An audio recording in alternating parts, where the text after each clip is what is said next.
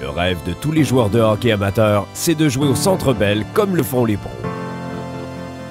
Le face-à-face des célébrités Ford donne la chance aux personnalités publiques du Québec de s'affronter dans un duel haut en couleur sur cette mythique patinoire.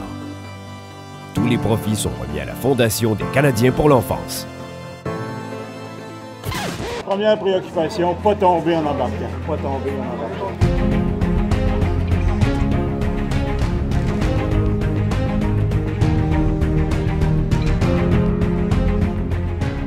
J'espère que c'est pas moi qui t'as inspiré ton personnage, de jouer ton numéro, la police. T'as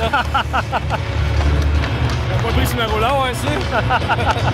Cette année, on a un quatrième arbitre qui joint à nous, c'est Jean l'Italien, l'acteur. Et puis, il va pouvoir nous montrer quelques trucs d'arbitrage.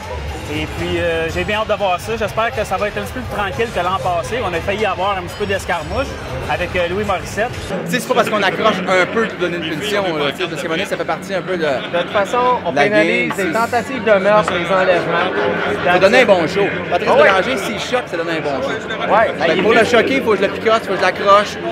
Arrêtez-moi pas. On va essayer de donner une coupe de punition en partant le match, puis on va établir un standard pour avoir un bon match propre et sans coup vicieux. Il y a toujours une bonne compétition. Moi, c'est la première fois c'est la première année que je participe. Alors, je connais pas tous les joueurs, mais je sais qu'il y a vraiment une très belle, un bon sens de compétition entre surtout les deux capitaines. Alors, je pense que ça va donner un bon match, ça. Mais je suis convaincu que les Rouges vont gagner. Hey, ça va bien aller, hein, le match? Ça dépend. Ça pourrait peut-être bien aller. Mais je pense qu'on a des chances. Oh, là, je pense qu'on commence à jaser un petit peu d'un bon match. Oui, puis s'il y avait beaucoup de punitions de l'autre bord? Oui, combien t'aimerais qu'il y en ait? Disons 4. 4, c'est fait, c'est réglé. Par période. Parfait, c'est réglé.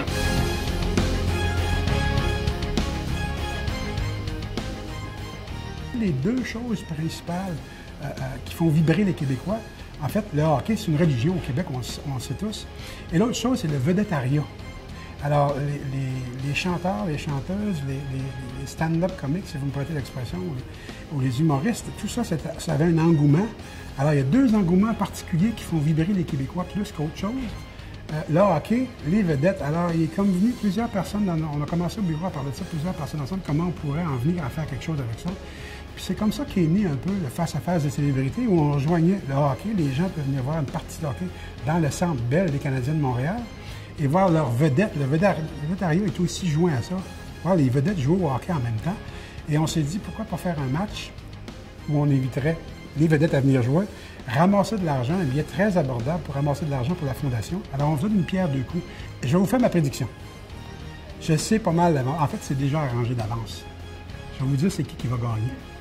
C'est les enfants qui sont supportés par la Fondation d'enfance. C'est eux les grands gagnants.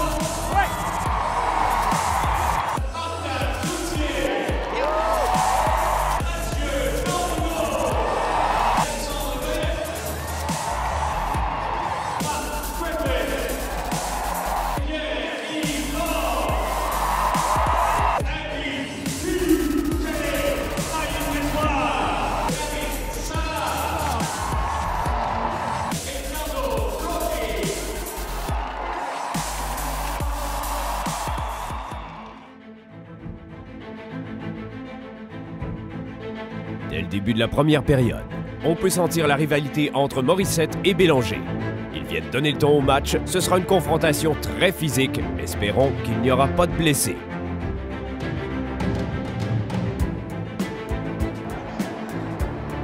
Les Rouges s'inscrivent au pointage avec un but de Sébastien Benoît.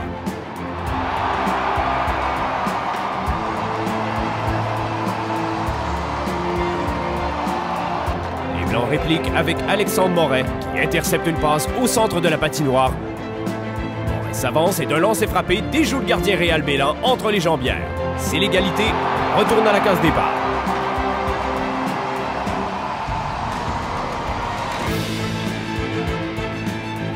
Mathieu Dandenault, ancien joueur du tricolore, s'échappe, mais frustré par Karim Toupin-Chaïb. Tout un arrêt du gardien des Blancs. Dandenault n'en revient pas. À la reprise du jeu, la confrontation s'intensifie entre les deux capitaines. Patrice Bélanger propulse Morissette sur la cage des Blancs, causant un arrêt de jeu.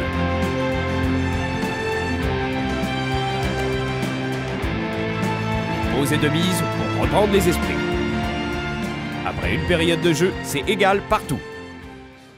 Bien, pour nous, à la Fondation, notre vision est assez claire. On veut offrir aux enfants défavorisés du Québec un avenir meilleur et en santé. Et pour nous, ça passe par la prévention. Donc, pour être en santé, il faut que nos jeunes aient de bonnes habitudes de vie. Donc, être actifs physiquement et bien manger. Alors, nous, on supporte des programmes partout à travers le Québec qui sont alignés dans cet objectif-là de saines habitudes de vie. Puis, évidemment, on développe nous-mêmes aussi nos programmes. Depuis 2009, on construit des patinoires communautaires réfrigérées dans les milieux défavorisés. On en a fait 5 à Montréal. On en construit une l'année prochaine à Longueuil. Puis, on espère en construire plusieurs. Alors, on crée des milieux de vie sécuritaires, actifs, pour les jeunes en milieu défavorisé. On encourage et on travaille en concertation avec les écoles, les organismes communautaires des milieux pour qu'elles soient très actives et que nos jeunes bougent 12 mois par année.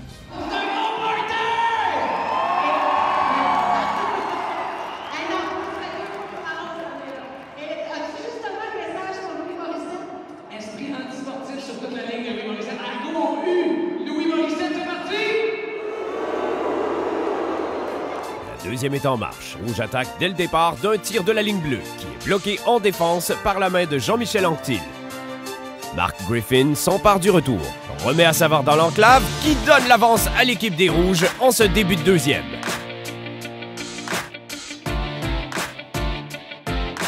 Les Rouges récidivent aussitôt. Rodgy va d'une feinte devant Patrice Lemieux et décoche un tir vif bloqué par le gardien des Blancs. Mais Sébastien Benoît saute sur le retour et marque pour prendre les devants. Tout un jeu des Rouges.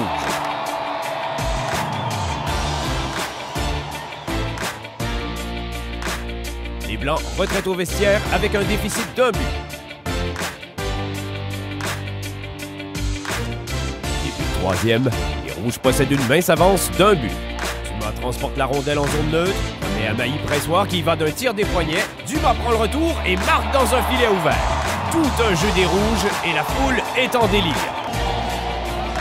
Les Blancs répliquent aussitôt. Robitaille prend les choses en main, déborde à droite et d'un tir vif réduit l'écart avec une belle pièce de jeu.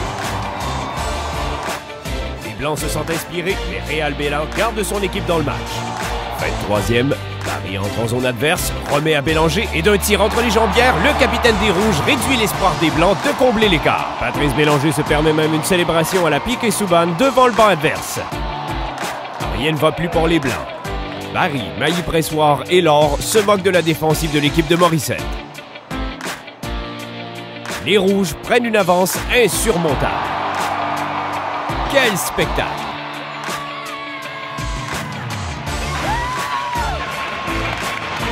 Ce duel se termine au compte de 9-4 pour les Rouges. Ils mènent maintenant la série 3-2. Ben, ça a été tough, on a perdu à plate couture, ça fait mal.